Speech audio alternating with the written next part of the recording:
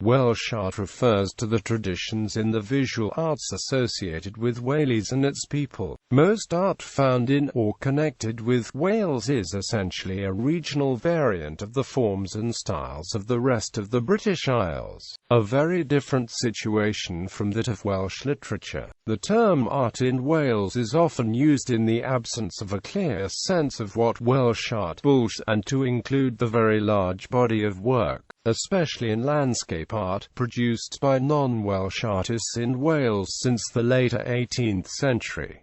Early history. Prehistoric Wales has left a number of significant finds. Kendrick's Cave, Llandudno, contained the Kendrick's Cave decorated horse jaw, a decorated horse jaw which is not only the oldest known work of art from Wales but also unique among finds of Ice Age art from Europe, and is now in the British Museum. In 2011, faint scratchings of a speared reindeer were found on a cave wall on the Gower Peninsula, which probably date to 12,000–14,000 BC, placing them among the earliest art found in Britain. The Old Gold Cape, also in the British Museum, and Banc Tyndall Sun Disc in the National Museum of Wales in Cardiff are likewise some of the most important British works of art from the Bronze Age. Many works of Iron Age Celtic art have been found in Wales, and the finds from the period shortly before and after the Roman conquest, which reached Wales in AD 74–8, are especially significant. Pieces of metalwork from Llyncerrig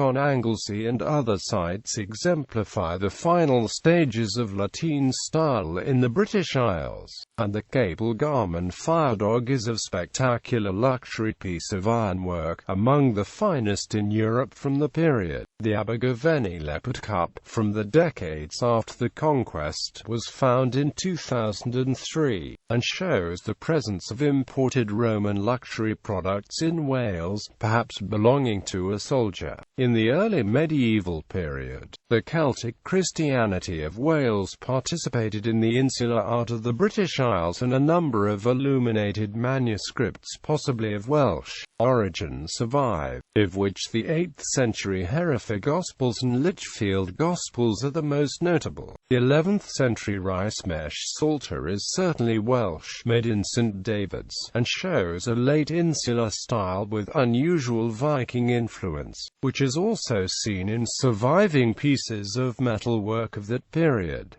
There are only fragments of the architecture of the period remaining. Unlike Irish high cross and Pictish stones, early Welsh standing stones mainly employ geometric patterns and words, rather than figure representation. However, 10th century stones represent Christ and various saints. Little metalwork survives from the early period of the 5th–9th centuries in Wales. However, archaeological sites at Dinas Pass have revealed various artifacts such as penannular brooches and other pieces of jewelry. Similar brooches have been discovered at a site at Pennycordine Mower, near Abergele, dating to the 8th century. During this period, the construction of holy wells was also particularly commonplace in Wales. Wales has rarely been very prosperous, and the most striking medieval architecture is military, are often built by the Normans and English, especially the famous castles and town walls of King Edward in Gwynedd and Beaumaris Castle in Anglesey, recognized as UNESCO World Heritage Sites, Caerphilly Castle and the castles of the Welsh Prince Llywelyn the Great. There are a number of impressive monastic ruins. Welsh medieval churches are nearly all relatively modest, including the cathedrals. They very often had wall paintings, panel altarpieces and much other religious art, but as in the rest of Britain very little has survived. Conwy, an English garrison town with its medieval walls almost entirely intact, has a notable example of a 13th century medieval stone town house. The Renaissance in Wales. Peter Lord suggests that the Renaissance began in Wales around 1400. Much of the art produced in this period was created in or for the church. Florida Abbey, for example, retains some of its medieval decorated tiles. Despite the widespread destruction that took place during the Reformation and later the Commonwealth, a number of Welsh churches retain fragments of medieval stained glass. These include All Saints Church, Cresford, St Michael's Church, Caerhus, St Mary's Church, Trudine, St Eliden's Church, Llanecadon, Church of St Mary and Amp, St Nicholas Beaumaris, St Gwyddelian's Church, Dolweddelyn, and St David's Cathedral. 15th-century wall paintings have been uncovered in several Welsh church buildings, including St Cadoc's Church, Llancarfan, St Illtyd's Church, Llantwit Major, and St Tylo's Church, Llandeilo Talwybont, the latter, during its reconstruction at St Fagan's National History Museum during the 1990s, was found to contain wall paintings from several different periods, the earliest estimated as being from the first half of the 15th century. The wall paintings at Llancarfan are said to be beyond compare in Wales. Plas Mawr, a grand Elizabethan townhouse in Conwy, built by Robert Wynne, a local man who had been English ambassador to the Holy Roman Emperor, has been extensively restored by CADW, both inside and out, to reflect its appearance when built in the second half of the 16th century. Wales has numerous country houses from all periods after the Elizabethan, many still containing good portraits, but these were mostly painted in London or on the continent. Portraiture. Within Wales, portraiture is not common in the medieval and post-medieval periods, and the Welsh nobility and gentry usually went to London or other English centres to have the portraits painted. Many of these remain in Welsh collections. Catherine of Bahrain, who claimed Tudor ancestry and earned the nickname Mam Jimri because of her network of relationships and descendants from 4 marriages, was painted by Adrian van Cronenberg, a Dutch painter. The portrait was commissioned by her husband, Sir Richard Clough, a merchant whose business caused the couple to settle briefly in Antwerp. Clough himself died before he could bring his wife to the new house he had built for her. Plas Clough, near his hometown of Denbigh, includes a Flemish-style crow-stepped gable. The arms of the Holy Sepulchre are painted on a plaque, but there are no surviving contemporary portraits of Clough himself. William Herbert, 1st Earl of Pembroke, was one of the first Welsh nobles known to have collected paintings on a large scale. A portrait of him, dating from the 1560s, is held by the National Museum of Wales. It is attributed to Stephen van Harrick, another Dutch artist. Later, artisan painters such as William Rose and Hugh Hughes began to seek portrait commissions. Rose's 1835 portrait of Preacher Christmas Evans is held by the National Museum of Wales, as is Hughes' 1826 portrait of William Jenkins Rhys.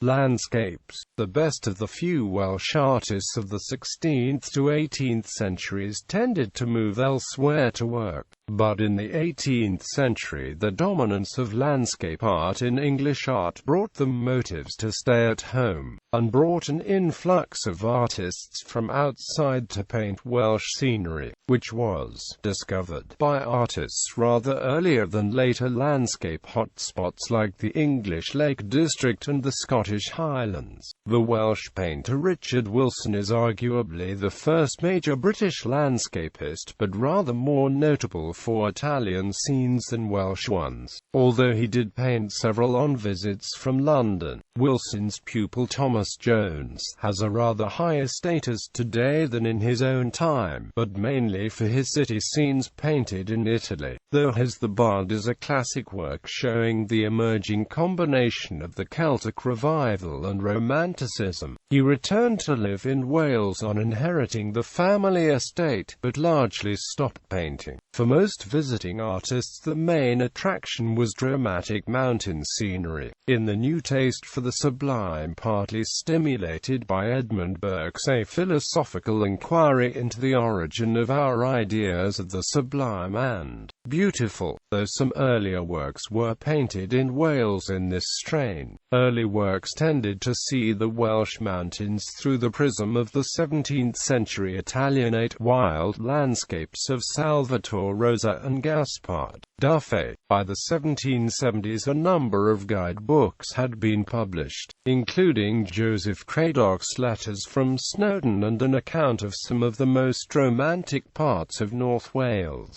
Thomas Pennant wrote Tour in Wales and Journey to Snowdon, though Welsh himself. Pennant had published a tour in Scotland first, in 1769, the first of a series of British tours by another leading promoter of the picturesque, William Gilpin, was Observations on the River Wye and several parts of South Wales, etc., relative chiefly to picturesque beauty, made in the summer of the year 1770, but not published until 1782. Paul Sandby made his first recorded visit to Wales in 1770, later touring South Wales with Sir Joseph Banks, resulting in the 1775 publication of 12 Views in South Wales and a further 12 Views the following year, part of a 48-plate series of aquatints of Welsh views commissioned by Banks. This was an early example of many print series and illustrated books on Wales,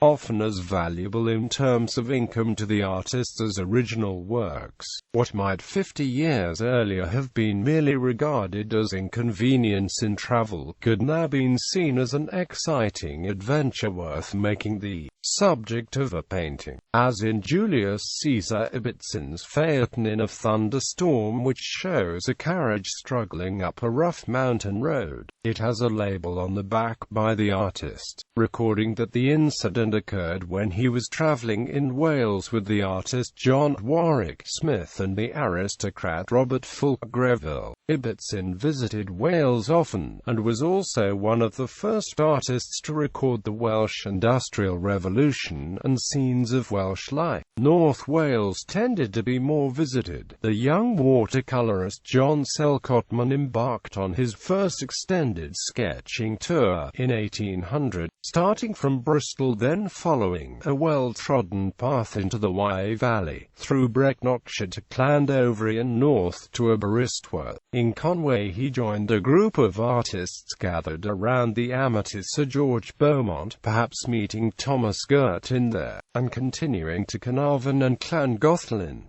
A second trip followed in 1802. He continued to use motifs from his sketches throughout his career. Other artists often in Wales in this period included Francis Town, the brothers Cornelius and John Varley, and John's pupils Copley Fielding and David Cox. Even the caricaturist Thomas Rowlandson visited with Henry Wigsted, a colleague, and they published remarks on a tour to North and South Wales. In the year 1797, an illustrated book, The French Revolutionary and Napoleonic Wars, made continental travel impossible for long periods, increasing the visitors to Wales and other parts of Britain. The young J.M.W. Turner made his first extended tour to South and Mid Wales in 1792, followed by North Wales in 1794, and a 7-week tour of Wales in 1798. He also visited Yorkshire and Scotland in the 1790s, but was unable to visit Europe until after the Treaty of Amiens in 1802. When he reached the Alps, he did not visit Italy until 1819.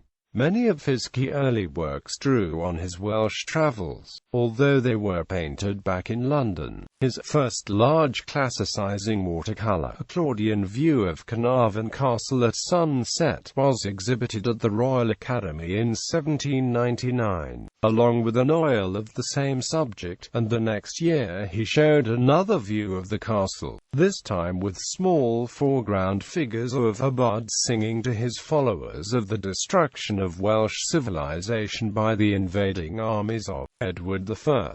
Another Claudian formidable popular that he was to repeat many times in major works for the rest of his career, and was arguably the first large exhibition watercolor reaching into the realm of history painting. Expansion. It remained difficult for artists relying on the Welsh market to support themselves until well into the 20th century. The 1851 census records only 136 people describing their occupation as artists out of a population of 945,000, with a further 50 engaged in fine arts-related occupations such as engraving. An Act of Parliament in 1857 provided for the establishment of a number of art schools throughout the United Kingdom, and the Cardiff School of Art opened in 1865. Prior to that, the annual report for 1855 of the Government Science and Art Department shows a list of the larger type of art school in many British cities,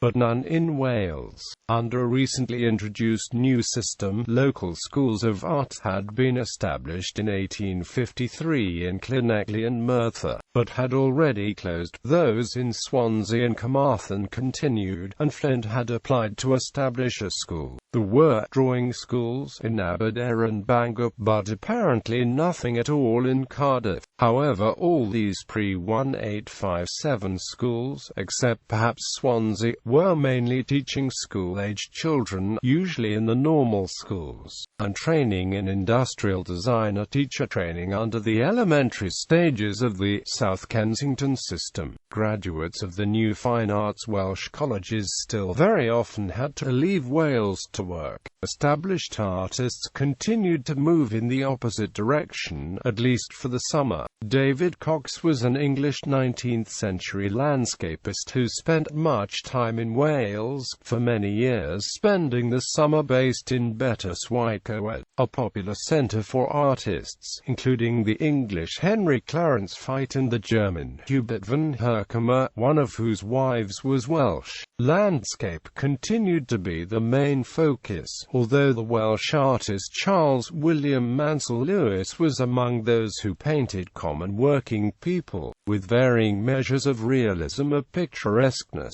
The Betws-y-Coed Artists' Colony was one of the groups forming the Royal Cambrian Academy of Art in 1881. This was always a group for exhibiting, rather than a teaching institution. Based in Conwy until 1994 in Plasmawr, the sculptors John Evan Thomas and Sir William Goscombe John made many works for Welsh commissions, although they had settled in London. Even Christopher Williams, whose subjects were mostly resolutely Welsh, was based in London.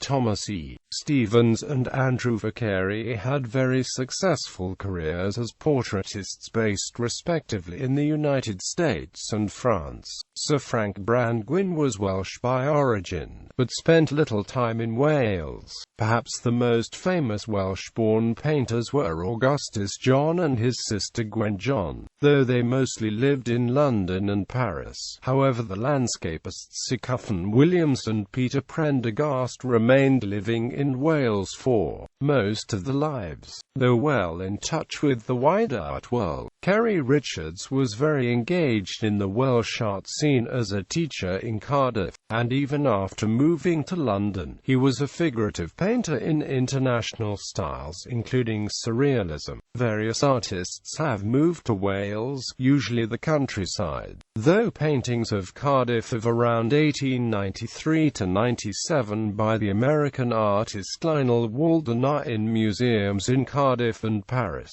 These included Eric Gill, whose colony included for his most artistically productive period the London-born Welshman David Jones, and the sculptor Jonah Jones. The Cardoma gang was an intellectual circle centered on the poet Dylan Thomas and Puritan artist Vernon Watkins in Swansea, which also included the painter Alfred Janes. The eponymous cafe was destroyed by a German bomb in 1941. The situation gradually improved after World War II, with the appearance of new art groups.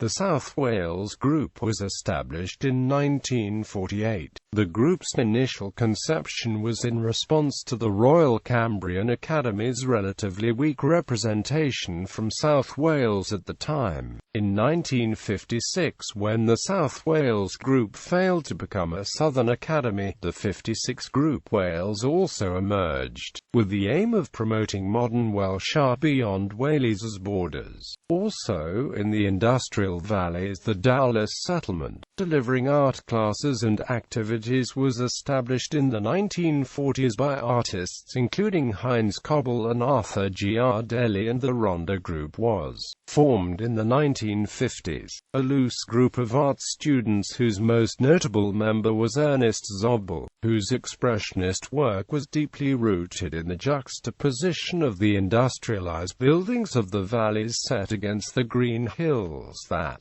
surround them. In the 1970s, Paul Davies formed Beca, a radical Welsh group whose founding was in part a reaction to the drowning of Capel Celyn. Beca used a mixture of artistic expression, including installation, painting, sculpture and performance, engaging with language, environmental and land rights issues. Decorative arts. South Wales had several notable potteries in the late 18th and 19th centuries, beginning with the Cambrian pottery and including Nant Garw pottery near Cardiff, which was in operation from 1813 to 1822, making fine porcelain, and then utilitarian pottery until 1920. Portmeirion pottery has never in fact been made in Wales, despite the fact that considerable quantities of silver, and much smaller amounts of gold, were mined in Wales. There was little silversmithing in Wales in the early modern period. It did not help that the Crown gave itself ownership of mines of precious metals, which were largely used for minting currency, some of which was marked with the Prince of Wales's feathers to show its origin.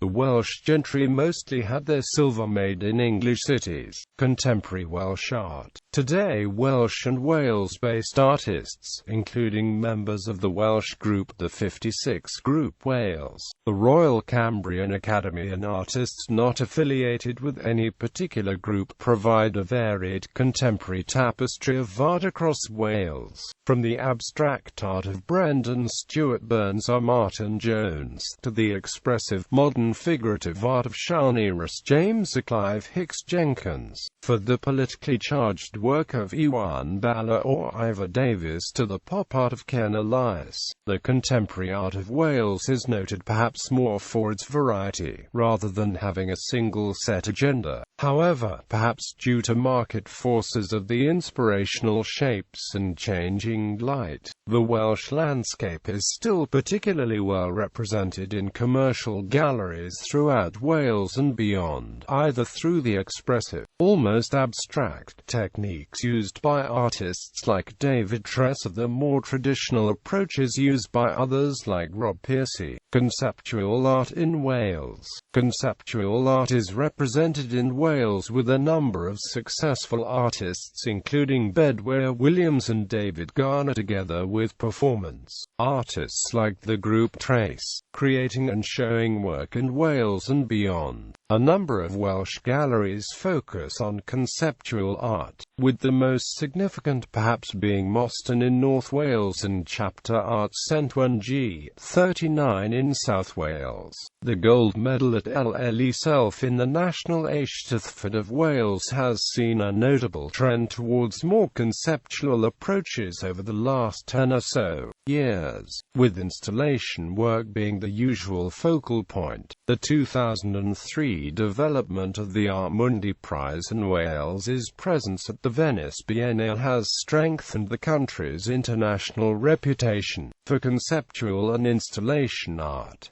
Art Mundi and Wales at the Venice Biennale. Since 2003, the Art Mundi Biennial Art Prize has been held at the National Museum, Cardiff. The prize is the biggest art prize in the United Kingdom, with £40,000 for each year's winner, though the prize has included artists who use traditional media, like paint. This is usually only part of the practice, with the focus being very much on conceptual approaches. Though the exhibition takes place in Cardiff, the focus is on international artists, with Tim Davies from Pembrokeshire and Cornwall-born Sue Williams being the only Wales-based artists to have featured to date. Also adding to the international flavour, in 2003, Wales took part in the Venice Biennale with its own pavilion and has continued to do so ever since, showing work by conceptual Welsh artists including John Cale in 2009, Tim Davies in 2011 and Bedwyr Williams in 2013. Welsh artists. A selected list for many more. See category Welsh artists. A list of Welsh artists: Barry Flanagan, sculptor; John Gibson, sculptor; Nina Hamnet, painter; Augustus John, painter; Gwen John, painter; Sir William Goscombe John, sculptor; David Jones, artist and poet; Thomas Jones, painter; Kerry Richards, painter; Andrew Vicary, painter; Cuffin Williams, painter; Richard Wilson, painter.